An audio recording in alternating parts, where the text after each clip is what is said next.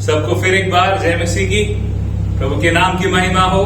परमेश्वर की दया और अनुग्रह से हम फिर एक बार इस रीति से इकट्ठा हो सकते हैं, परमेश्वर की आराधना कर सकते हैं। हमारा परमेश्वर प्यारा है, दयालु है, अनुग्रहकारी है, विश्वास योग्य है। इन दिनों में पिछले हफ्ते में मैंने 2 गवाहियों को सुना, जिनको सुन के एक बार फिर मुझे पता लगा कि परमेश्वर भले हम इकट्ठे नहीं हो रहे हैं, पर फिर भी प्रभु ने अपना कार्य हमारी कलीसिया में जो शुरू किया है प्रभु से पूरा कर रहा है। हम पिछले हफ्ते से कई लोगों के लिए प्रार्थना कर रहे थे, परमेश्वर ने कुछ की जिंदगी में अपना कार्य किया। अभी और लोगों के लिए भी प्रार्थना कर रहे हैं हम। मुझे विश्वास है कि आज की आराधना में जब आप सच्चे मन से परमेश्वर की ओर अपने ध्यान को लगाएंगे तो परमेश्वर आज आपकी जिंदगी में कुछ अद्भुत करेगा। क्योंकि हम हर बार इस वीडियो के माध्यम से जब हम आराधना में जुड़ते हैं तो हमें कुछ चीजें ऐसा लगता है कि अरे पास्टर जी तो हर बार शुरुआत में यही कहते हैं, पर सच भी तो यही है कि जब हम परमेश्वर की उपस्थिति में हैं तो हमें ये मानना है कि वो परमेश्वर है, वो मेरी परिस्थिति को बदल सकता है, वो मेरी जिंदगी में अनुग्रह दे सकता है। और आज मेरे यहां पर अब इस समय इस जगह पर बैठ के ये फोन के सामने अब मैं जो करने जा रहा हूं वो मेरे जिंदा परमेश्वर की आराधना है। मेरा हृदय, मेरे गीत, मेरी बातें, मेरे शब्द, मेरा ताली बजाना, मेरा आराधना में जुड़ना मेरे परमेश्वर के लिए है। और जब आप उस रीति से जुड़ेंगे तो आप परमेश्वर के हृदय के साथ जुड़ पाएंगे, क्योंकि परमेश्वर का वचन कहता है कि वो अपने लोगों की आराधना में अपना सिंहासन बनाता है। वो विराजमान होता है। जब उसके नाम को पुकारते हैं वो हमारी ओर देखता है, वो हम पर दृष्टि करता है। और इससे बेहतर क्या होगा कि वो सर्वशक्तिमान परमपिता परमेश्वर हमारी ओर अपने ध्यान को करे। आइए हम उससे मांगे, प्रार्थना करें, अपने आप को तैयार करें कि परमेश्वर आज के दिन, इस समय, आज आप मुझ पे अपना अनुग्रह करें। मेरे घर को, मेरे हृदय को, इस जगह को अपनी उपस्थिति से भर दें। सामर्थ्य पिता प्रभु यीशु के पवित्र और जिंदा नाम से आपके पास आते हैं। धन्यवाद करते हैं प्रभु कि आपका वचन हमें यह विश्वास दिलाता है कि हम जहां भी हों प्रभु, यदि हम एक मन होके इकट्ठे हो रहे हैं प्रभु, तो आप अपनी उपस्थिति हमारे बीच में देंगे। पिता, इस समय हम प्रार्थना करते हैं, जब हम सब अलग अलग जगह पे भले हैं पर फिर भी हम हृदय में, आत्मा में एक हैं आपके वचन के लिए, आपकी आराधना करने के लिए, आपकी महिमा करने के लिए। परमेश्वर पिता, हम आपसे मांगते हैं कि आपकी उपस्थिति, आपका अनुग्रह प्रभु हम सबों के घरों में होने पाए। पिता, आपसे मांगते हैं कि आज मैं आपसे प्रार्थना करता हूं परमेश्वर की, आज जितने लोग आराधना में जुड़ रहे हैं प्रभु, मैं मांगता हूं परमेश्वर कि आप उनकी जिंदगी में अद्भुत कार्य करें। मेरे प्रियो, आज आराधना में आगे बढ़ने से पहले मैं एक चीज करना चाहता हूं कि आप इस समय परमेश्वर से किसी एक खास विषय के लिए प्रार्थना करें। प्रभु से कहें, प्रभु इस सप्ताह में मेरे लिए आप एक चीज कर दें। और ऐसी कोई चीज मांगेगा जो आप देख सके, जिसको आप नाप सके, जिसको आप तोल सके, अनुभव कर सके। और कहें, परमेश्वर पिता, इस परिस्थिति के लिए मैं अपना पूरा विश्वास आप पे करता हूं और आपसे मांगता हूं प्रभु जी कि आप एक अद्भुत कर्म, एक आश्चर्य कर्म कर दें। मेरे प्रियो, जब भी हम परमेश्वर पर भरोसा रखते हैं तो वो हमारी जिंदगी में अद्भुत कार्य करता है। अब्बा पिता, हम प्रार्थना करते हैं इस समय प्रभु, मैं आपसे मांगता हूं परमेश्वर पिता कि ये सारे जो निवेदन है जो लोग इस समय कर रहे हैं, ये सारी बातें जो आपके सामने रखी जा रही हैं प्रभु, आप इन सब को सुन रहे हैं। और आपसे मांगता हूं यहोवा परमेश्वर कि आप इस समय सबकी जिंदगियों को परमेश्वर पिता आप अपने हाथों में ले लें। और प्रार्थना करता हूं प्रभु, ये चिंता अब हमने आपके चरणों में रख दी और अब हम इस पे से अपनी दृष्टि हटा रहे हैं और अब हम पूरा ध्यान आपकी ओर लगा रहे हैं, क्योंकि हम जानते हैं, हम ये विश्वास करते हैं कि प्रभु ये आने वाले हफ्ते से पहले आप इस परिस्थिति में कुछ बड़ा करने जा रहे हैं। हम विश्वास करते हैं प्रभु, हम उम्मीद करते हैं, आशा करते हैं, मांगते हैं आप करें। पवित्र आत्मा, आपसे मांगते हैं आज के आराधना में आप हमारी अगुवाई करें। प्रभु यीशु का नाम जो सबसे ऊंचा है, सबसे प्यारा है, उस नाम की हम आराधना करने पाए, आत्मा से और सच्चाई से हमारी अगुवाई करें। हम सब अपने आप को आपके हाथ में सौंपते हैं, सारी महिमा आपको देते और धन्यवाद के साथ प्रार्थना प्रभु यीशु के नाम से मांगते हैं, आमीन, हालेलुया। जिस नाम में है मुक्ति, जिस नाम में है शक्ति, जिस नाम में है शांति, लेता वो नाम चंगाई।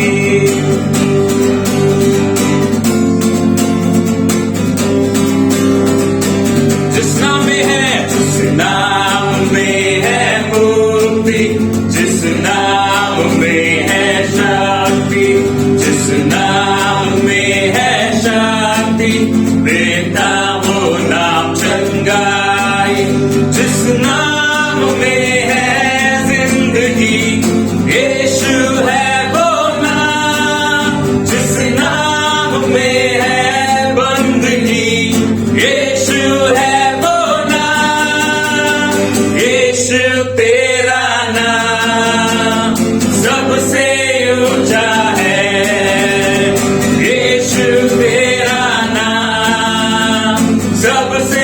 ऊंचा है। सब कहे यीशु तेरा नाम सबसे ऊंचा है।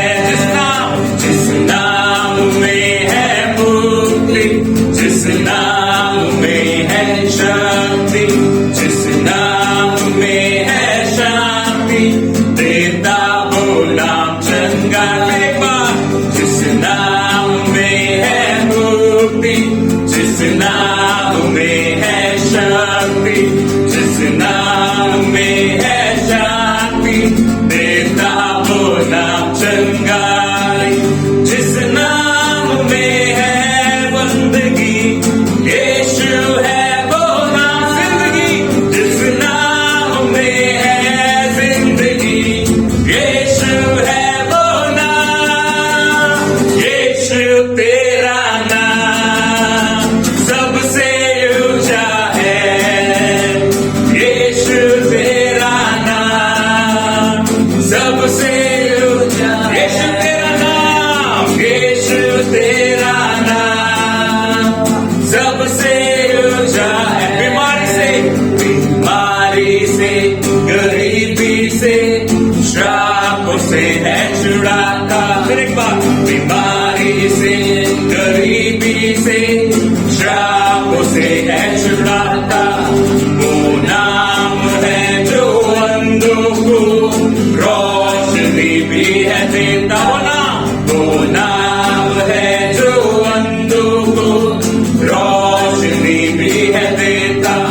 जिस नाम में है जिंदगी, यीशु है वो नाम। सब कहें जिस नाम में है बंदगी, यीशु है वो नाम। यीशु तेरा नाम सबसे ऊंचा है।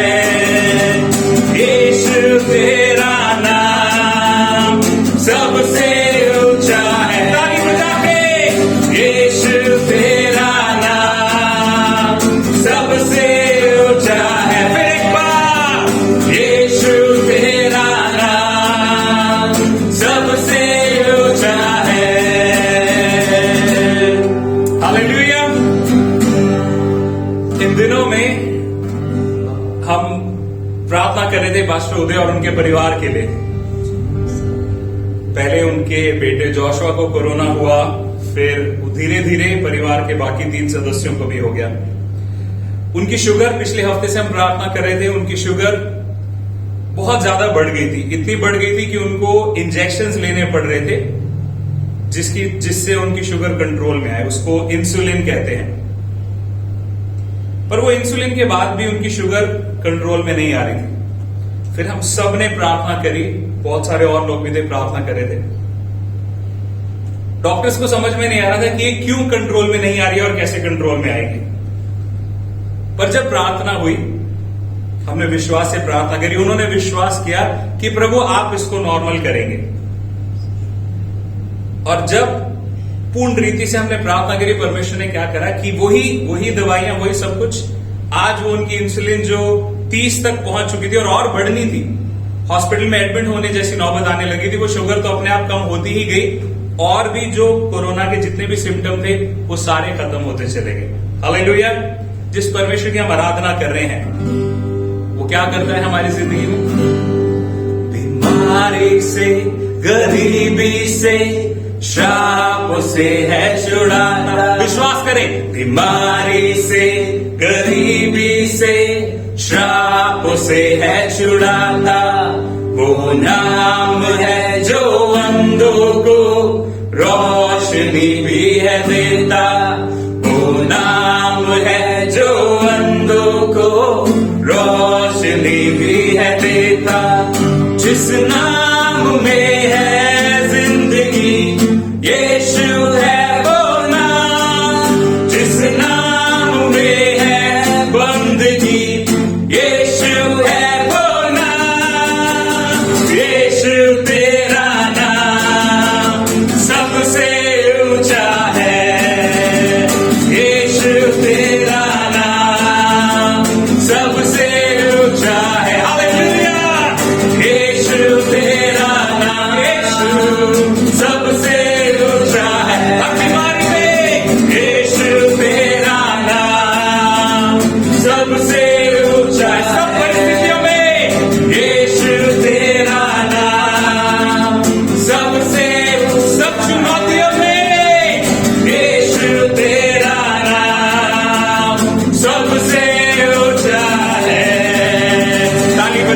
परमेश्वर की महिमा करें।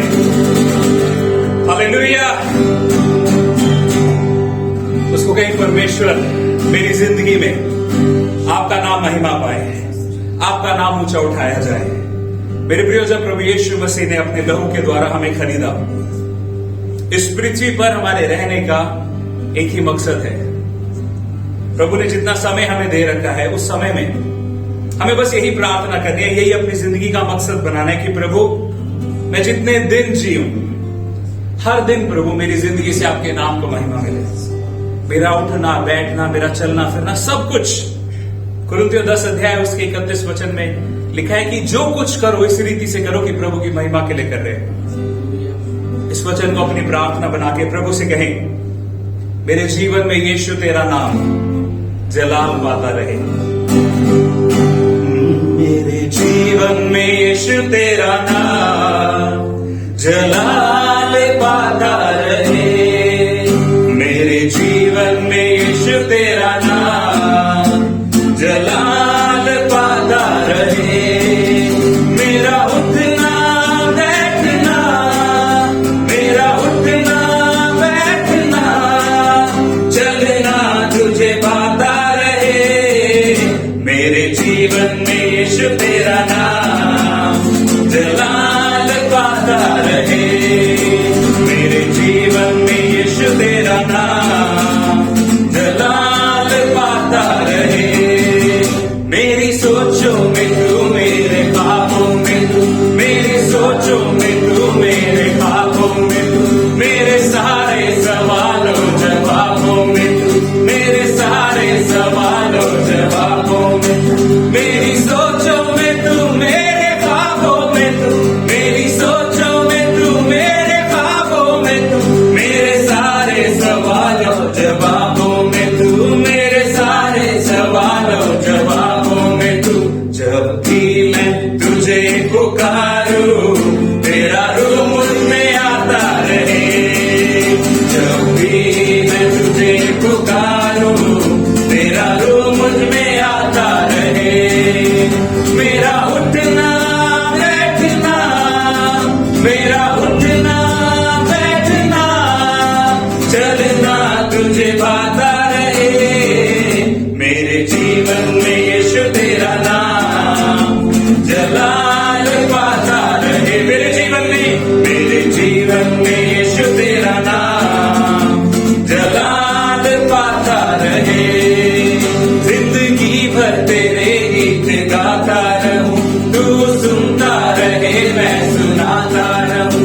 जिंदगी भर तेरे गीत गाता रहूं, तू सुनता रहे मैं सुनाता रहूं। जिंदगी भर तेरे गीत गाता रहूं, जिंदगी भर तेरे गीत गाता रहूं। तू सुनता रहे मैं सुनाता रहूं, तू सुनता रहे मैं सुनाता रहूं। जब गीत तेरे मैं गाऊं, तेरा रूह मुझ में आता रहे।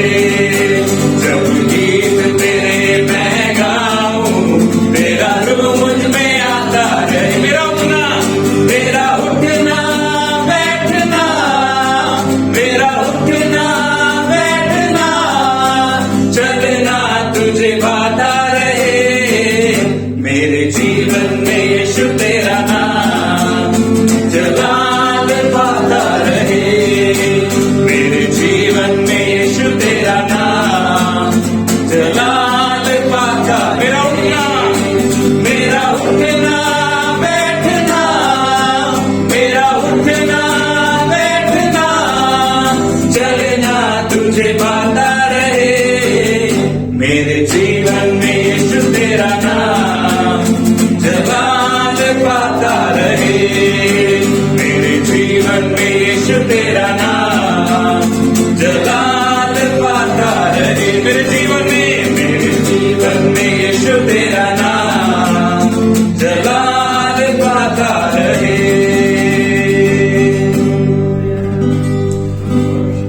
आइए अपनी आंखों को बंद करेंगे, प्रभु से प्रार्थना करेंगे। सामर्थ्य दयालु अनुग्रहकारी परमेश्वर, आपसे प्रार्थना करते हैं परमेश्वर पिता, आपकी सामर्थ से प्रभु आप हमें भर दें। प्रभु हम धन्यवाद करते हैं कि आपको जब हम पुकारते हैं परमेश्वर, तो आपका प्यार हमारे लिए पर्याप्त है प्रभु जी। आपने हमारे लिए सब कुछ जो हमें चाहिए किया है परमेश्वर। प्रभु यीशु का धन्यवाद करें। मेरे प्रिय अपने मुंह को खोल के प्रभु का धन्यवाद करें। उसको कहें धन्यवाद परमेश्वर कि आपने मुझे संभाला है, आपने अपनी दृष्टि मुझ पर कर रखी है प्रभु। प्रभु आपका प्यार महान है, क्योंकि कौन है जो हमारे पापों के लिए अपनी जान को देके हमारी जगह कुर्बान होगा। और प्रभु संसार के लोग अब भी नहीं समझ सकते कि ये कैसा हो सकता है कि कोई और किसी के और के पाप के लिए अपने बेटे को कुर्बान कर दे। प्रभु इसीलिए आपका प्यार समझ से परे है, आपका प्यार महान है परमेश्वर। हम जो बेकार थे, किसी योग्य नहीं थे, अपने पापों की वजह से हम नर्क के ही अधिकारी थे प्रभु, पर आपने प्रेम किया, आपने प्यार किया और हमें छुड़ा लिया। प्रभु हम धन्यवाद करते हैं।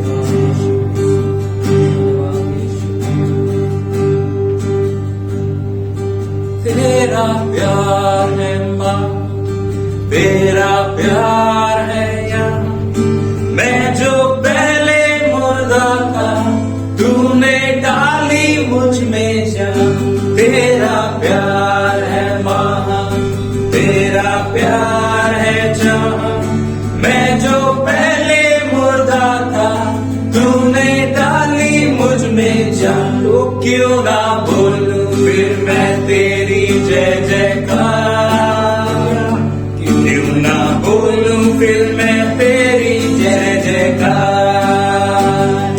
जय जयकार, जय जयकार। तूने मेरे लिए क्या कुछ ना किया, जय जयकार, जय जयकार। तूने मेरे लिए क्या कुछ ना किया, अपनी रूह से भर दिया, अपनी शक्ति मुझको दी, ताकि तू मैं गवाही तेरे जीवने की हो। अपनी रूह से भर दिया, अपनी शक्ति मुझको दी, ताकि तू मैं गवाही तेरे जीवने की। तो क्यों ना बोलूं फिर मैं तेरी जय जयकार, क्यों ना बोलूं फिर मैं तेरी जय जयकार, जय जयकार, जय जयकार। तूने मेरे लिए क्या कुछ ना किया, ओ जय जयकार, जय जयकार। तूने मेरे लिए क्या कुछ ना किया। मेरी सूरत बिगड़ी थी, मेरा दिल भी था खाली, तूने सींचा लहू से ताकि आए हरियाली। वो मेरी सूरत बिगड़ी थी, मेरा दिल भी था खाली, तूने सींचा लहू से ताकि आए हरियाली। तो क्यों ना बोलूं फिर मैं तेरी जय जयकार, क्यों ना बोलूं फिर मैं तेरी जय जयकार, ओ जय जयकार, जय जयकार। तूने मेरे लिए क्या कुछ ना किया, जय जयकार, ओ जय जयकार यीशु, जय जयकार मेरे प्रभु। क्यों ना मेरे लिए क्या कुछ ना किया, हालेलुया। ओ जय जयकार, जय जयकार। तूने मेरे लिए क्या कुछ ना किया। वो आई जीवन में खुशी, पाई अपनी जिंदगी, तू है जिंदा शाफिया, तूने ये है किया। वो आई जीवन में खुशी, पाई अपनी जिंदगी,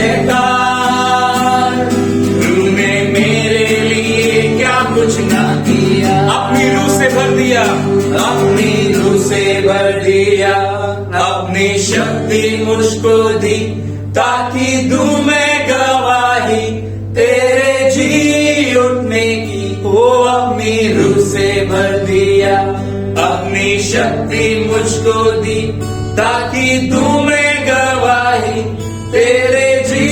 अपनी रूह से, अपनी रूह से भर दिया, अपनी शक्ति मुझको दी, ताकि दूं मैं गवाही तेरे जी उठने की। तो क्यों ना बोलूं फिर मैं तेरी जय जयकार, क्यों ना बोलूं फिर मैं तेरी जय जयकार, जय जयकार, जय जयकार। सब कुछ है किया, तूने मेरे लिए सब कुछ है किया। जय जयकार, जय जयकार यीशु, जय जयकार, तूने मेरे लिए सब कुछ है किया। उसकी जय जयकार करे। जय जयकार, जय जयकार, तूने मेरे लिए सब कुछ है किया। ओ जय जयकार, जय जयकार, जय जयकार, ओ जय जयकार, तूने मेरे लिए सब कुछ है किया। तेरा प्यार है, तेरा प्यार है महान, तेरा प्यार है जहां, मैं जो पहले मुर्दा था तूने डाली मुझ में जान। ओ तेरा प्यार है महान, तेरा प्यार है जहां, मैं जो पहले मुर्दा था तूने डाली मुझ में जान। तो क्यों ना बोलूं फिर मैं तेरी जय जयकार, क्यों ना बोलूं फिर मैं तेरी जय जयकार, जय जयकार, जय जयकार, तूने मेरे लिए सब कुछ है किया। जय जयकार, जय जयकार, तूने मेरे लिए सब कुछ है किया। ओ तूने मेरे लिए सब कुछ है किया। यीशु राजा, तूने मेरे लिए सब कुछ है किया। धन्यवाद परमेश्वर। प्रभु हम कितना भी धन्यवाद दे लें, कुछ भी कह लें, कुछ भी कर लें प्रभु, कुछ भी पर्याप्त नहीं है उस अपार कृपा के लिए, उस अपार दया के लिए जो आपने हम पर करी है। प्रभु जितना हम अनंत जीवन की ओर देखते हैं उतना हमें पता लगता है कि हम कितने नाकाबिल थे, हम कितने नालायक थे उस अनंत जीवन के जो आपने हमें दिया है। प्रभु अब भी हमें कोई खूबी नहीं है, केवल आपकी दया, आपका प्यार, आपका अनुग्रह है प्रभु कि आपने सिर्फ हमें बचाया ही नहीं, पर हर दिन आप अपने वचन से हमसे बात करते हैं, आप हमारे अंदर कार्य कर रहे हैं प्रभु जी। धन्यवाद करते हैं, प्रार्थना करते हैं प्रभु अपने कार्य को हमारी जिंदगी में संपूर्ण करें। प्रभु जहां कहीं पे हम ढीठ बन गए, आज आपसे क्षमा चाहते हैं प्रभु, हम अपने आप को नम्र करते हैं, मांगते हैं प्रभु आप हमारी जिंदगी में कार्य करें। प्रार्थना करते हैं प्रभु आज अपने वचन के द्वारा हमें तृप्त करें, हमें बनाएं, हमें ढालें परमेश्वर पिता, ताकि जो आप हमारी जिंदगी में करना चाहते हैं हम उसे समझने पाए, वो हमारी जिंदगी में पूरा हो प्रभु। प्रार्थना करते हैं हमारी अगुवाई करें, आगे की सभा को आपके हाथ में सौंपते हैं, नियंत्रण लें और सारी महिमा धन्यवाद आदर आपको देते हुए ये प्रार्थना मांगते हैं हमारे उद्धार करता प्रभु यीशु मसीह के जिंदा नाम से, आमीन।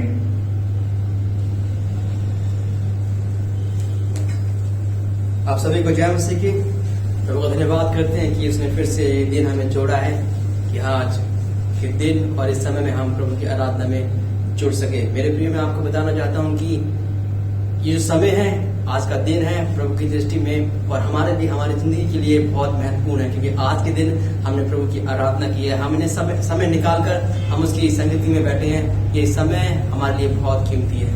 हालेलुया। आइए आगे जाएंगे, हम प्रार्थना में हम जाएंगे, उसकी महिमा हम करेंगे। Thank you Lord, hallelujah, worship you Lord. आइए प्रार्थना में हम जाएंगे, प्रार्थना करेंगे हमारे देश के लिए, जैसा कि हमारी कलीसिया की रीति है कि हम आराधना के बाद अपने देश के लिए प्रार्थना करते हैं। ये भी आप निरंतर अपनी प्रार्थनाओं में इस बात को याद रखिए कि हमें अपने देश के लिए प्रार्थना करना बहुत जरूरी है, क्योंकि हमारा फर्ज है कि हम अपने देश में हम रहते हैं तो हम अपने देश के लिए प्रार्थना करें, हमारे देश के लोगों के लिए हम प्रार्थना करें। आइए प्रार्थना करेंगे, हमारी सरकार को अपने परमेश्वर के हाथों में सौंपेंगे, हमारे देश के लोगों को परमेश्वर के हाथों में सौंपेंगे और परमेश्वर की शांति, उसका प्रेम हमारे देश के लिए मांगेंगे। आइए आंखें बंद करेंगे, कुछ समय हम लेंगे और परमेश्वर से प्रार्थना करेंगे, परमेश्वर हमारे देश पर अनुग्रह कर। पिता, हम आपका धन्यवाद करते हैं प्रभु, फिर से इस घड़ी प्रभु अलग अलग स्थानों में इकट्ठा होते हुए पिता परमेश्वर एक मन होके पिता परमेश्वर एक आत्मा में प्रभु हम तेरे करीब आते हैं प्रभु, सभी मिलकर हम प्रार्थना करते हैं पिता हमारे भारत देश के लिए। प्रभु, हम आपका धन्यवाद करते हैं कि भारत देश में आपने हमें रखा है प्रभु और अपने नाम को हम पर प्रकट किया प्रभु, हम आपका धन्यवाद करते हैं प्रभु। आपसे प्रार्थना करते हैं पिता परमेश्वर हमारे देश पर तू अनुग्रह कर प्रभु। आपसे प्रार्थना करते हैं प्रभु, तेरा प्यार को हम मांगते हैं, तेरी शांति को हमारे देश पर मांगते हैं पिता परमेश्वर। अपनी सरकार को हम याद करते हैं प्रभु, आपसे प्रार्थना करते हैं प्रभु हमारी सरकार को तू अनुग्रह कर प्रभु, बुद्धि ज्ञान से भर पिता परमेश्वर, ताकि जो कुछ भी वो निर्णय हमारे देश के लिए करते हैं वो हमारे देश हित में होने पाए प्रभु। हम आपका धन्यवाद करते हैं तमाम ऐसी बातें प्रभु जो हमारे देश पर अशांति को और झगड़ों को लेकर आती हैं प्रभु, जो तेरी ओर से नहीं है पिता परमेश्वर। आपसे प्रार्थना करते हैं प्रभु यीशु मसीह के नाम से तमाम ऐसी बातें, अशांति की, झगड़ों की बातें प्रभु हमारे देश से वो दूर होने पाए प्रभु। और आपसे प्रार्थना करते हैं प्रभु कि हमारे देश के लोग प्रभु तुझे जानने पाए प्रभु। आपने वचन में कहा है प्रभु कि आप ज्योति हैं पिता परमेश्वर, और जो आप में चलता है वो कभी अंधकार में नहीं चलता पिता परमेश्वर। हम आपका धन्यवाद करते हैं प्रभु कि हमारे देश के लोग तुझे जानने पाए, सच्चे ईश्वर को जानने पाए प्रभु। आपका धन्यवाद करते हैं, सारी महिमा हम आपको देते हैं प्रभु यीशु मसीह के नाम से मांगते हैं, आमीन आमीन हालेलुया। जल्दी से हम आगे जाएंगे, अपनी भेंट ये समय है, अपनी भेंटों को हम प्रभु की ओर लेकर आएंगे, अपनी भेंट को हम प्रभु के हाथ में रखेंगे और प्रार्थना में हम जाएंगे। साथ ही हम प्रार्थना करेंगे आने वाले वचन के लिए कि आज फिर से परमेश्वर के दास हमें अपने वचन से हमारी आत्मा को तृप्त करें। आइए अपनी मुट्ठी को हम बंद करेंगे और प्रार्थना करने से पहले मैं चाहूंगा कि जो लोग अपनी भेंटों को घर में रखे हुए हैं और चाहते हैं कि वो प्रभु की भवन और लेकर आए, तो आप मुझसे कांटेक्ट कर सकते हैं। अपनी भेंटों को आप मुझे या मैम को आप दे सकते हैं। आइए हम प्रार्थना हम जाएंगे, वचन के लिए प्रार्थना करेंगे और इस भेंट के लिए प्रार्थना करेंगे जो आपने पकड़ी हुई है। प्रभु इसको ग्रहण करें और अपने राज्य के लिए इसका इस्तेमाल करें। पिता, हम आपका धन्यवाद करते हैं प्रभु, जिन लोगों ने अपनी बेटों को अपने अपने हाथों में पकड़ा है प्रभु, आपने उन्हें देखा है पिता परमेश्वर। आप इस बीज को प्रभु वदात से आशीष दीजिए पिता परमेश्वर। आपसे प्रार्थना है प्रभु तेरे लोगों की हर एक जरूरत पूरी होने पाए पिता परमेश्वर। हम आपका धन्यवाद करते हैं प्रभु, जो लोग अभी इस घड़ी तेरे भेंट के लिए प्रभु हाथ को बढ़ा रहे हैं पिता परमेश्वर। मेरी आपसे प्रार्थना है प्रभु कि आप लोगों की हर एक जरूरत को पूरा कीजिए। अपने लोगों के काम काजों पर प्रभु, उनके घरों की खतों पर प्रभु तेरी आशीष को मैं मांगता हूँ पिता परमेश्वर। हम आपका धन्यवाद करते हैं प्रभु, अपने दास पर मस्सा कीजिए प्रभु। तेरा वचन हमारे बीच में हम आ रहा है पिता परमेश्वर। आपसे प्रार्थना करते हैं प्रभु अपने दास के द्वारा, उनकी वाणी के द्वारा प्रभु आप हमसे बातचीत करने पाए। तेरे वचन के लिए अपने हृदय को हम खोलते हैं पिता परमेश्वर, अपने आत्मिक कानों को तेरी ओर लगाते हैं, तमाम बातों से अपने मन को हटाते हुए प्रभु तेरे वचन की ओर अपने मन को हम लगाते हैं पिता परमेश्वर। आपका वचन हमारे हृदय में अधिकाई से बचने पाए प्रभु। हम आपका धन्यवाद करते हैं जितने लोग प्रभु तेरे वचन की ओर जा रहे हैं प्रभु, सुनने के लिए जा रहे हैं प्रभु, आपसे प्रार्थना तेरे वचन की सामर्थ हर एक के जीवन में काम करने पाए पिता। हम आपका धन्यवाद करते हैं, सारी महिमा हम आपको देते हैं प्रभु यीशु मसीह के नाम से मांगते हैं, आमीन आमीन हालेलुया। सबसे अहम समय में हम पहुंच चुके हैं जबकि हम परमेश्वर के वचन को सुनेंगे, वहां से आगे आएंगे और आज के वचन को हमारे बीच में लेकर आएंगे।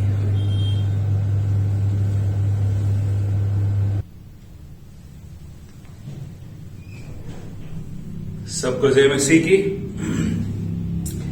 आइए परमेश्वर के वचन में जाएंगे और आज के मनन के लिए हम लोग देखेंगे रोमियो की पत्री उसका 12 अध्याय और उसके पहले 2 वचनों को। पर इससे पहले कि हम वचन में जाएं, एक जरूरी सूचना है, मैं आपको बता दूं कि जिन लोगों ने अभी तक कोरोना की वैक्सीनेशन नहीं लगवाई है, इंजेक्शन नहीं लगवाए हैं, तो आज सर्विस खत्म होने के बाद 12 बजे तक आप लोग चर्च आ सकते हैं या फिर अंबाला सिटी में जो ITI है आप वहां पर पहुंच सकते हैं। खास करके औरतें, उनके लिए वहां पर ये वैक्सीनेशन का इंतजाम है और आप ये इस बात से निश्चिंत रहे कि उससे कोई हानि होगी, कोई हानि नहीं होगी। मेरे परिवार में हम सबको लग चुका है और हम बिल्कुल तंदुरुस्त हैं, कोई बुखार नहीं आया, कोई समस्या नहीं हुई, और यदि होगी भी तो चिंता ना करें, परमेश्वर हमारे साथ है, ठीक है, वो अनुग्रह करेगा। और हम प्रार्थना कर रहे थे कि वैक्सीन बन जाए, तो जब वैक्सीन बन गई तो लोग अब परेशान हो रहे हैं कि अरे पता नहीं क्या क्या होगा, वो करने से तो 2 साल बाद मर जाएंगे, ऐसा हो जाएगा वैसा। ऐसा कुछ नहीं है, ये सिर्फ अफवाहें हैं जो फैलाई जा रही हैं। ये याद रखिए कि मैंने लगवा लिया है, तो यदि 2 साल बाद मरना है तो फिर मैं तो जल्दी चला जाऊंगा, तो या तो फिर मेरे साथ साथ चले, ठीक है, नहीं तो फिर 2 साल बाद दूसरा पास्टर ढूंढना पड़ेगा। ये मौका है सबके लिए, तो प्लीज सब लोग जो हैं वो वैक्सीनेशन लगवा लें। किसी को कोई संदेह है तो प्लीज आप चर्च में ब्रदर राकेश से, कल्पना मैम से, किसी से भी संपर्क कर सकते हैं। सबके नंबर आपके पास है। जितनी जल्दी सबको वैक्सीनेशन लग जाएगा उतना आसान हो जाएगा ये हमें चर्च खोलना भी। और एक और चीज कि जिन लोगों को वैक्सीनेशन लग जाता है उनको यदि कोरोना होता भी है तो उसका प्रभाव बहुत कम पड़ता है। तो आपका पासवान होने के नाते सिर्फ आत्मिक ही नहीं, इस रीति की जरूरत के लिए भी मैं आपकी अगुवाई कर रहा हूं कि आप लोग प्लीज वैक्सीनेशन के लिए जितनी भी औरतें हैं सब लोग जाएं, अपना आधार कार्ड लेके जाएं और वहां पे जाके वैक्सीनेशन लगवाएं। कोई घबराने की बात नहीं है, कोई चिंता की बात नहीं है। मैं कह रहा हूं आपको लगवा लें, ठीक है। आइए हम परमेश्वर के वचन में जाएंगे। आज एक बहुत जरूरी विषय पे हम बात करने जा रहे हैं और वो विषय ये है कि परमेश्वर की मर्जी को अपनी जिंदगी में हम कैसे जान सकते हैं। हम सबको जानना होता है कि प्रभु हमारी जिंदगी में क्या करना चाहता है। हम सबको चाहिए कि प्रभु तू मुझे बता मेरी जिंदगी में तू क्या करना चाहता है, या मैं जो करने जा रहा हूं क्या उसमें प्रभु की इच्छा है या नहीं है, क्या प्रभु की मर्जी है या नहीं है। जो काम मैं शुरू करना चाह रहा हूं क्या उसमें प्रभु की इच्छा है या नहीं है। जिस लड़के या लड़की से मैं शादी करना चाह रहा हूं क्या वो प्रभु की इच्छा है या नहीं। जो कारोबार मैं शुरू करने जा रहा हूं उसमें प्रभु की इच्छा है या नहीं। या फिर अपनी जिंदगी में मैं जो कुछ भी कर रहा हूं उसमें प्रभु की बेस्ट इच्छा क्या है मेरे लिए, वो हम सबको जानना बहुत जरूरी है और हम चाहते भी हैं। पर कई बार हमें पता नहीं लगता कि प्रभु की इच्छा क्या है। आज का ये जो वचन है हम इसको पढ़ेंगे, फिर प्रार्थना करेंगे। आज के वचन के बाद इसमें 2 बहुत जरूरी चीजें हैं जो, और यहां पर वचन में हमें एक तरह से गारंटी मिलती है कि जब तुम ये कर लोगे तो प्रभु की इच्छा को जान पाओगे। तो आइए मेरे साथ निकाले रोमियो की पत्री उसका 12 अध्याय और उसके पहले 2 वचन। इसलिए हे भाइयों, मैं तुमसे परमेश्वर की दया स्मरण दिलाकर विनती करता हूं कि अपने शरीरों को जीवित और पवित्र और परमेश्वर को भावता हुआ बलिदान करके चढ़ाओ, यही तुम्हारी आत्मिक सेवा है। वचन 2, इस संसार के सदृश ना बनो, परंतु तुम्हारे मन के नया हो जाने से तुम्हारा चाल चलन भी बदलता जाए, जिससे तुम परमेश्वर की भली और भावती और सिद्ध इच्छा अनुभव से मालूम करते रहो। आइए हम प्रार्थना करें, प्रभु की अगुवाई को मांगे। सामर्थी पिता, प्रभु यीशु के पवित्र नाम से आपसे मांगते हैं ये वचन को प्रभु समझने में आप हमारी मदद करें। अब्बा पिता, मैं आपसे प्रार्थना कर रहा हूं, मुझ पे अभिषेक करें, दया करें प्रभु, मुझसे मेरे द्वारा बात करें। आज जितने लोग आपके वचन को सुन रहे हैं प्रभु, हम सब समझने पाए कि किस रीति से हम आपके इतने नजदीक आ पाएंगे कि आपकी इच्छा को हम समझने पाए। जब आप हमसे बात करते हैं तो हम पहचानने पाए कि इतनी सारी आवाजों में आपकी आवाज कौन सी है। मेरी जिंदगी में मुझे क्या करना है, कैसे करना है, उसमें आपकी मर्जी को कैसे पहचानना है प्रभु, हम वो सीखना चाहते हैं। तो परमेश्वर पिता, मैं आपसे प्रार्थना करता हूं हम सबको सिखाएं प्रभु। मैं अपने लिए प्रार्थना करता हूं, मुझ पे दया करें, अभिषेक करें, अनुग्रह करें प्रभु। अपनी महिमा के लिए प्रभु अपने दास को इस्तेमाल करें। मैं उपलब्ध हूं परमेश्वर, मुझसे बात करें, मेरे द्वारा बात करें प्रभु। और आज हम सब जो आपके वचन को सुन रहे हैं प्रभु, आज हम सब आपके वचन के द्वारा तृप्त होने पाए प्रभु जी। अनुग्रह करें, अगुवाई करें और सारी महिमा प्रभु यीशु के नाम को मिले, आमीन। इस वचन में पौलुस 2 बातें हमें सिखा रहे हैं। जब हम परमेश्वर की इच्छा को जानना चाहते, पौलुस ने आखिरी वचन क्या कहा कि जिससे तुम परमेश्वर की भली और भावती और सिद्ध इच्छा अनुभव से मालूम करते रहो। परमेश्वर की भली, भावती मतलब जो आपको अच्छा लगेगा वो, और सिद्ध यानी कि जो परफेक्ट है, जो सिद्ध है, सर्वश्रेष्ठ है, वो इच्छा कैसे, सिर्फ सुन के नहीं पर अनुभव से मालूम करते रहो। क्या चीजें हैं जो करने के द्वारा ये होगा। 2 बातें पौलुस ने कही। इन 2 बातों के अंदर पहली चीज जो कहा, मैं तुम्हें परमेश्वर की दया कर स्मरण दिलाकर विनती करता हूं कि अपने शरीरों को जीवित और पवित्र और परमेश्वर को भावता हुआ बलिदान करके चढ़ाओ, ये तुम्हारी आत्मिक सेवा है। पहली चीज पौलुस बात कर रहा है हमारी आत्मिक सेवा की। सब लोग हैं आत्मिक सेवा। यदि हम परमेश्वर के पास आ रहे हैं तो सबसे पहली चीज हमें यह स्मरण होना चाहिए कि परमेश्वर आत्मा है जो हमें बुला रहा है। परमेश्वर को हमारी आत्मा में दिलचस्पी है, हमारे चेहरे में, हमारी शक्ल में प्रभु को कोई दिलचस्पी नहीं है। यदि हमारा चेहरा बड़ा सुंदर लगे पर अंदर से हम बीमार होते जा रहे हैं, उसका क्या फायदा? इस साल का हमारा थीम क्या है? जड़ पकड़ना और बढ़ते जाना। जड़ कहां पे होती है? जड़ बाहर दिखती है या अंदर होती है? मैं एक बार पहले भी ये कह चुका हूं कि सड़ना और बढ़ना दोनों अंदर होते हैं। कोई भी फल पहले अंदर से सड़ेगा, फिर बाहर वो नजर आएगा कि सड़ रहा है। हमारा जीवन भी पहले अंदर से सड़ेगा। बाहर से तो बहुत सुंदर दिख रहा है, कई विश्वासी बाहर से बहुत स्मार्ट दिखते हैं, बड़े सुंदर दिखते हैं, बड़े टिप टॉप दिखते हैं, परंतु अंदर क्या चल रहा है किसी को नहीं पता। परंतु परमेश्वर को दिलचस्पी ही हमारी जिंदगी के अंदर में है, हमारी आत्मा में क्या चल रहा है। और यहां पर आपको याद होगा जब दाऊद को परमेश्वर ने चुना तो दाऊद के सारे भाई उससे लंबे चौड़े थे। दाऊद एक लड़का सा था, पतला सा। और जब शमूएल को प्रभु ने कहा कि हाँ इसका अभिषेक कर, तो प्रभु वो कह रहा प्रभु ये देखिए इतने सारे हैं, ये इनका अभिषेक कर देना चाहिए। तो प्रभु ने कहा कि परमेश्वर बाहरी मनुष्यत्व को नहीं परंतु मन को, आत्मा को देखता है। परमेश्वर देखता है कि अंदर क्या है। यहां पर पौलुस वही बात कर रहे हैं कि तुम्हारी आत्मिक सेवा क्या है। अब ये जो आत्मिक सेवा है ये होगी कैसे? अपने शरीरों को जीवित और पवित्र और परमेश्वर को भावता हुआ बलिदान करके चढ़ाओ। अब यहां पर शरीर को बलिदान करना है परंतु जीवित। ये कैसे? बलिदान भी करना है और जीवित भी रखना है, ये कैसे होगा? यहां पर पौलुस एक बात बता रहे हैं कि जो भी हमारे अंदर है वो प्रकट कैसे होगा। ये प्रचार है, ये मेरे दिमाग में है, मेरे हृदय में है। ये आपको पता कैसे लग रहा है? जब मैं बोल रहा हूं। जीवित बलिदान जो परमेश्वर को पसंद आता है वो है कि मेरी आत्मा जब पवित्र है तो मेरा चाल चलन भी वैसा होता जाए। ये बात को पौलुस ने दूसरे हिस्से में और गहराई से समझाया कि जीवित परमेश्वर को भावता हुआ बलिदान होता कैसा है। जिस स्थिति में हमने प्रभु को ग्रहण किया उस स्थिति में हम सिर्फ परमेश्वर की दया के पात्र हैं। प्रभु ने हम पे दया करी, अनुग्रह किया, हमें बचा लिया, हमसे प्रेम किया। पर क्या जिस दिन हम बपतिस्मा पाते हैं क्या उस दिन हम सर्वश्रेष्ठ बन गए? नहीं। जिस दिन हमने बपतिस्मा लिया वो एक तरह से कहने के लिए कि अब मैंने इस स्कूल में एडमिशन ले लिया, कि अब प्रभु यीशु मसीह के बाइबल के स्कूल में मैंने एडमिशन ले लिया, अब इसमें से मैं निरंतर सीखता जाऊंगा। जीवित बलिदान क्या है? कि जो इसमें से सिखाया जा रहा है उसको मैं अपनी जिंदगी में, अपने कामों के द्वारा, अपने परिवार में, मेरे चाल चलन के द्वारा, मेरी हर बात के द्वारा मैं अपनी जिंदगी में प्रमाणित करूं।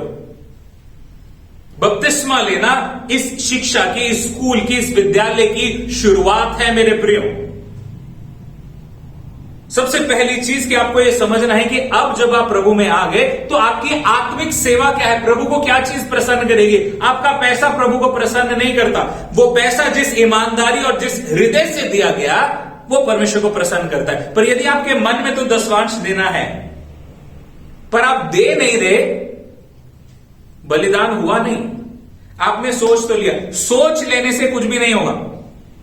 कई लोग सोच रहे थे पास्टर जी मैंने सोचा था तो था कि मैं ना वहां जाके किसी को सुसमाचार सुनाऊंगा, मैं प्रार्थना, मैंने सोचा तो था पास्टर जी, पर बस कुछ ऐसा हो गया कि मैं कर नहीं पाया। ये जो सोचना है खाली उससे नहीं होगा। यदि आपने मन में निर्णय लिया तो उसके अनुसार आपको करना भी है। अब यहां पर पौलुस क्या कह रहे हैं कि बलिदान दो परंतु जीवित। जीवित बलिदान का मतलब क्या है कि मेरा जीना हर दिन, हर घड़ी, हर पल परमेश्वर को एक भेंट है। अभी हमने क्या गीत गाया? मेरे जीवन में यीशु तेरा नाम जलाल पाता रहे। मेरा उठना, मेरा बैठना, मेरा चलना फिरना, कहना बोलना, सब बातों में तेरा नाम महिमा पाए, वो है जीवित बलिदान। अब इसको और गहराई से समझाने के लिए पौलुस ने दूसरी चीज बताई, क्योंकि यदि प्रभु की इच्छा को जानना है तो आपको प्रभु को पूरा समर्पित होना पड़ेगा। आधे समर्पित लोगों से प्रभु को बात करने की कोई जरूरत नहीं। वो करना चाहता है, वो बहुत प्यार करता है, वो नालायकों से भी प्यार करता है जितना वो लायकों से करता है, शायद नालायकों से ज्यादा करता है। इसीलिए तो हम जैसे पापियों के लिए प्रभु आया। परंतु जब आप परमेश्वर के पास आ रहे हैं तो उसकी इच्छा को जानने से पहले आपके मन में समर्पण होना चाहिए कि जब वो अपनी इच्छा बता देगा तो आप उस पर चलेंगे भी। कई लोग चर्च में हैं, बहुत सारे काम होते हैं, कई लोगों को कुछ काम करने को कह दो, यदि मुझे पता है कि वो काम करेगा ही नहीं तो मैं उसको कहूंगा भी नहीं वो काम करने के लिए, क्योंकि मैं जानता हूं इसको बोलने का कोई फायदा नहीं है। परमेश्वर की इच्छा को जानना, आपको ये अपने मन में तैयार होना चाहिए कि जो भी प्रभु की इच्छा, याद रखें हमेशा प्रभु की इच्छा आपको पसंद नहीं आएगी, मुझे पसंद नहीं आएगी, ये पहले क्लियर कर लें। मुझे प्रभु की इच्छा जाननी है कि प्रभु मुझे ये करना है या नहीं, प्रभु मुझे इस लड़के से शादी करनी है या नहीं। प्रभु कहेगा नहीं मेरी बेटी से शादी मत कर, ओहो शैतान मुझसे बात मत कर, मुझे प्रभु की इच्छा को जानना है। प्रभु कह रहा है मत कर, नहीं नहीं ये तो प्रभु की इच्छा नहीं है, तो शैतान की इच्छा है। क्योंकि हमें प्रभु की इच्छा को यदि जानना है तो ये देह को, शरीर को, अपनी इच्छाओं को मारना बहुत जरूरी है। मेरी नहीं प्रभु तेरी मर्जी पूरी हो। कई बार जो करने को प्रभु हमें कहेगा वो आसान नहीं होगा, कई बार ये अपने आप को तोड़ने मरोड़ने के लिए प्रभु कहेगा। इसीलिए वो कह रहा है अपने शरीरों को जीवित और पवित्र, पवित्र मतलब जो खालिस है, जो अलग किया हुआ है परमेश्वर के लिए, वैसा हमारा जीवन होना चाहिए।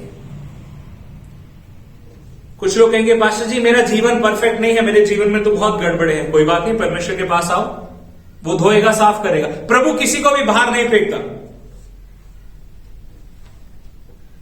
परमेश्वर किसी को भी बाहर नहीं फेंकता, परंतु हम, शैतान हमारे कान में क्या कहते हैं कि अरे प्रभु के पास किस मुंह से जाएगा, तूने तो इतनी गड़बड़ कर ली, अब प्रभु के पास किस मुंह से जा रहा है। उसी मुंह से, जिस मुंह को प्रभु से फेर के गए थे, उसी मुंह से जब वापस परमेश्वर के पास आएंगे वो फिर गले लगाएगा, वो फिर साफ करेगा, क्योंकि वो दया का सागर है। वो दया का कटोरा नहीं है जो खत्म हो जाएगा, वो सागर है, उसके प्यार की कोई सीमा नहीं है। परंतु उसके पास आए। फिर दूसरी चीज जो पौलुस कहता है, इस संसार के सदृश ना बनो,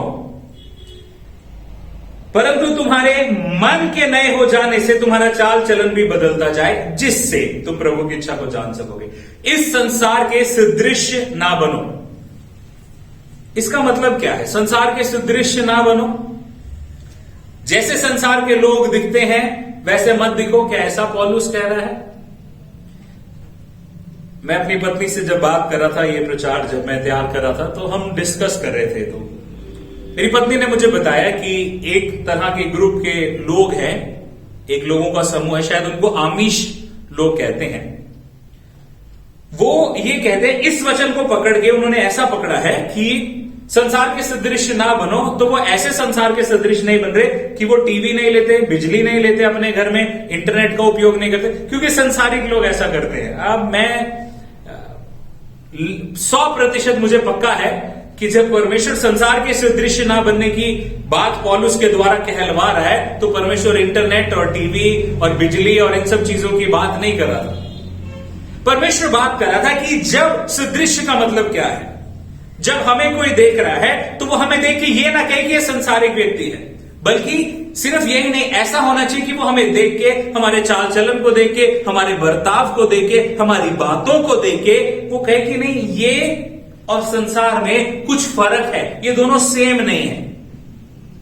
कहीं हमारी जिंदगी संसार का आईना तो नहीं बन गई है, जैसे संसार के लोग हैं वैसे हम हैं। कलीसिया के कई जवान अपने दोस्तों के जैसा बनना चाहते हैं, ये नहीं कि उनके दोस्तों को अपने जैसा बनाए, वो उनके सर्कल में फिट होने के लिए वही सब जो गलत चीजें वो करते हैं, खुद भी करना शुरू कर देते हैं, बजाय इसके कि उनको भी बचा के बाहर निकाल के लाए, खुद उसमें घुस जाना। वो है संसार के सदृश बनना, कि हमें जो तारीफ चाहिए या हमें प्रसन्न करना है, किसको? परमेश्वर को प्रसन्न करना है या संसार को प्रसन्न करना है? जब आप संसार को प्रसन्न करने के पीछे दौड़ेंगे, जो कुछ आपका अपना है वो सब खो जाएगा। क्योंकि संसार जो है, संसार को सिर्फ लेना लेना लेना आता है। संसार सिर्फ आपसे लेगा, आपको देगा नहीं। परमेश्वर ने जगत से ऐसा प्रेम किया कि अपना इकलौता पुत्र दे दिया। हमें उद्धार देने के लिए प्रभु यीशु मसीह ने हमसे क्या मांगा? कुछ मांगा, कोई कीमत मांगी हमसे कि हम ये करेंगे तब जाके प्रभु हमें उद्धार देगा? नहीं, जो कोई भी उसके नाम को ग्रहण करेगा वो उसे परमेश्वर की संतान होने का अधिकार देता है। ये बताता है यूहन्ना 1:12। जितनों ने उसे ग्रहण किया उसने उन्हें अधिकार दे दिया। प्रभु हमें यह अधिकार देना चाहता है, परंतु हमें क्या है? नहीं, परमेश्वर तो ठीक है, हमें संडे के लिए 1 घंटा 2 घंटा बहुत है, बाकी दिन तो हमें संसार में रहना है, तो हमें संसार के लोगों के जैसा बनना है। यदि आपको और मुझे यह ध्यान रहे कि संसार का जीवन तो 60 साल 100 साल तक का है, परमेश्वर के पास अनंत जीवन बिताना है। ये सांसें खत्म होंगी। ये प्रभु ने शरीर को बनाया ही एक चलती हुई घड़ी के समान है। वो चलती जा रही है, चलती जा रही है, चलती जा रही है, और समय फिर एक दिन खत्म हो जाएगा। फिर हमारा समय आ जाएगा, चाहे वो 60 साल में, 100 साल में। और अभी तो कोरोना में कितने लोग चले गए, वो भी सोच रहे होंगे कि हमें संसार की नजरों में इतना बड़ा बनना है, ऐसा बनना है, वैसा बनना है, और फिर वो सब जो प्लानिंग्स थी वो सब यहीं रह गई। पर यदि यहां पर जहां पर हम हैं, यहां पर पौलुस क्या कह रहे हैं कि तुम्हारे मन के नए हो जाने के द्वारा तुम्हारा चाल चलन भी बदलता रहे। आपको पता है कलीसिया में आने के बाद भी, प्रचार सुनने के बाद भी कई लोगों का चाल चलन क्यों नहीं बदलता? क्योंकि उनको वो आ तो रहे हैं, दिख तो रहे हैं चर्च में, परंतु उनका मन नहीं बदला है, इसलिए चाल चलन नहीं बदला है। चाल चलन कैसे बदलेगा? वचन कह रहा है तुम्हारे मन के नए हो जाने के द्वारा तुम्हारा चाल चलन भी बदलता जाए। और नया हो जाना, यहां पर नए की बात करें, जो जैसा पुराना है वैसा सा ही मनुष्यत्व नहीं चाहिए। इंग्लिश में जो शब्द है, be transformed by the renewing of your minds. तुम बदल ही जाओ। देख के लोग कह रहे हैं ये वही है, नहीं नहीं, ये वो तो नहीं हो सकता, वो तो बड़ा गंदा था, वो तो बड़ा ऐसा था, ये परमेश्वर की बातें कर रहा है, ये कैसे? ये तो इतनी झगड़ा करने वाली औरत थी, आज ये शांति की, प्यार की, प्रार्थना की बात करिए, ये कैसे हो गया? ये तब होगा जब आपका मन नया हो जाए, जब आप ये समझ जाएं कि संसार का जो पाप है, भले आप पाप में पैदा हुए, प्रभु यीशु मसीह के द्वारा उस पाप के अधिकार से आप आजाद हो सकते हैं, प्रभु में नया जीवन, जयवंत जीवन पा सकते हैं। मेरे प्रियो, ये याद रखें, जो बुलाहट प्रभु ने हमें दी है, प्रभु ये नहीं चाहता कि वो अपनी इच्छाएं गुप्त में कहीं छुपा के रखे, या आपको पास्टर के पास स्पेशल आना पड़े कि पास्टर जी मेरे सर पे हाथ रखेंगे और पास्टर जी पे एक नया वो प्रकट होगा और फिर पास्टर देखिए प्रभु की ये इच्छा है। सिस्टम ये नहीं चाहता प्रभु, ये सबके लिए वचन लिखा गया है। तुम्हारे मन के नए हो जाने के द्वारा तुम्हारा चाल चलन भी बदलता रहे, तो जिससे तुम परमेश्वर की भली भावती इच्छा को समझ सको। कौन समझ सकता है? हर विश्वासी समझ सकता है। वो होगा कब? जब आप वचन को सुन के अपने आप को नया करेंगे। मेरे प्रियो, ये पुराने कंटेनर के अंदर प्रभु नई चीजें नहीं भरना चाहता। क्या हम कोई बहुत महंगा सा तोहफा लेके आए, बहुत महंगी सी कोई घड़ी लेके आए, क्या उसको हम पुराने गंदे से डब्बे में रखेंगे? क्या परमेश्वर जो हमारी जिंदगी से करना चाहता है, आप और मैं सोच भी नहीं सकते कि वो क्या क्या कर सकता है। उसकी योजनाएं क्या है आप और मैं नहीं समझ सकते, पर यदि हम उसको समर्पण करेंगे तब वो धीरे धीरे अनुभव से हम उसकी इच्छाओं को समझने पाएंगे।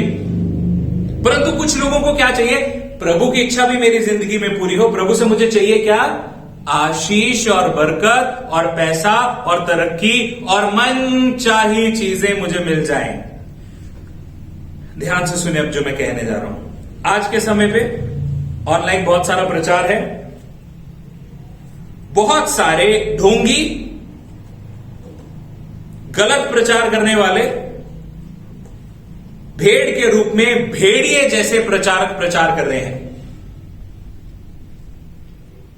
वो ये प्रचार कर रहे हैं यदि आपको कुछ चाहिए कह दे यीशु के नाम से ये मेरा है, प्रभु आपके लिए करेगा यदि आप सही हैं तो। नहीं है तो फिर प्रभु आप प्रभु के पास मांगे, प्रभु मुझे बता।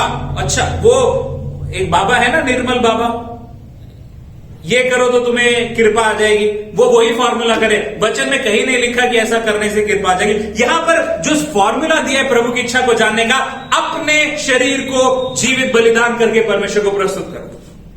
हर दिन प्रभु मेरी नहीं तेरी इच्छा पूरी हो। जहां पे दिखे, हम में से कोई ये नहीं कह सकता मुझे पता नहीं था कि ये प्रभु की इच्छा है या नहीं, या ये सही है या नहीं। वचन में साफ, हमारी भाषा में, हिंदी में वचन है, जो अंग्रेजी में समझते हैं उनके लिए अंग्रेजी में है, जो अनपढ़ है उनके लिए प्रचार हो रहा है। आपको पता है प्रभु की क्या इच्छा है, पर फिर भी यदि आप अपने आप को जीवित बलिदान करके प्रकट प्रस्तुत के सामने प्रभु के सामने नहीं करें तो आपको क्या पता लगेगा प्रभु की इच्छा क्या है? क्योंकि वचन तो यही कह रहा है, तुम्हारी आत्मिक सेवा क्या है कि अपने आप को जीवित और परमेश्वर को भावता हुआ बलिदान करके प्रकट करो। भावता क्या है? वो कि जिसको आप दे रहे हैं उसको पसंद आए। मैंने आज किसी को एक बाइबल गिफ्ट करी, बहुत सुंदर बाइबल थी। वो बाइबल मैंने अलग रख रखी थी क्योंकि वो स्पेशल बाइबल थी, उस तरह की वो बाइबल अब छप नहीं रही है। वो बाइबल मैंने अलग करके रखी। तो जब मैंने उसको वो बाइबल दी तो वो बड़ा प्रसन्न हो गया, पासी मेरा मन करा मैं इसको खा लो। क्यों? इतना मन उसका भर गया खुशी से। क्या जब हम परमेश्वर के सामने आते हैं, क्या प्रभु हमें देख के कह सकते हैं कि अरे ये तो कितना सुंदर बलिदान है, इसको मैं ग्रहण कर लूं? क्या हमारी जिंदगी है ऐसी? हमें प्रभु की इच्छाएं जाननी है, प्रभु की योजनाएं जाननी है, पर जिंदगी में हम वही कर रहे हैं जो संसार कर रहा है। संसार में और हम में कोई फर्क नहीं हो रहा। तो इसीलिए पौलुस हमें याद दिला रहा है कि संसार के सदृश ना बनो, पर तुम्हारे मनों के नए हो जाने के द्वारा तुम्हारा चाल चलन भी बदलता जाए, जिससे तुम प्रभु की इच्छा को जान सको। मेरे प्रियो, प्रभु की इच्छा को जानना कोई गुप्त ज्ञान की बात नहीं है कि आप 100 दिन के उपवास रखेंगे तब जाके आपको स्पेशल प्रभु की इच्छा पता लगेगी। उपवास रखना बहुत जरूरी है, बहुत अच्छा है। उपवास रखना आपकी एक आत्मिक कसरत है। वो जब आप प्रभु की उपस्थिति में अकेले समय बिताते हैं तो आप परमेश्वर की नजदीकी में और बढ़ पाते हैं, बहुत जरूरी है। परंतु प्रभु की इच्छाओं को जानने के लिए वचन में क्या लिखा है? अपने शरीर को जीवित बलिदान करके प्रस्तुत करें, अपने आप को संसार से अलग करें। संसार में है हम, परंतु संसार के नहीं है। उनके जैसा हमें नहीं बनना।